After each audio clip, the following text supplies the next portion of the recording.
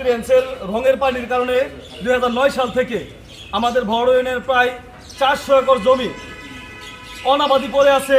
এইখানের মানুষ ধান, মাছ এবং এখানে কোনো ধরনের ফসলাদি পাচ্ছে না। কৃষকের এই কান্না আপনাদের অন্তর যদি এখনো স্পর্শ না করে, এই 17 বছরের কান্না যদি আপনাদের স্পর্শ না করে, আমি ছোট একটু কথা বলি। একজন মধু যে সংগ্রহ আহরণ করে সুন্দরবন থেকে, তাকে বাঘের থাবা দিছে। পরে সে এক টিভিতে সাক্ষাৎকার দিতে দেয়া তার প্রশ্ন করা হয়েছিল, বাঘের থাবার পরেও আপনারা কেন মধু সংগ্রহ করতে চান? পরে ওই ভদ্রলোক বলেছিল যে বাঘের থাবা সহ্য করা যায়, ক্ষুধার থাবা সহ্য করা যায় না।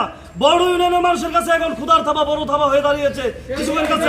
আমরা চাই আমাদের মাননীয় এমপি জনাব ফখরুদ্দিন আহমেদ বাচ্চু সাহেব এবং আমাদের সুনামধন্য ইউনো ফিরোজ আহমেদ স্যারের মাধ্যমে আমাদের বড় ইউনিয়নের ক্ষতিগ্রস্ত মানুষের দীর্ঘদিনের 17 বছরের দাবি পূর্ণ হবে, এই বলে আমি আপনারা যারা এখানে আসেন সবাইকে ধন্যবাদ জানিয়ে আমার কথা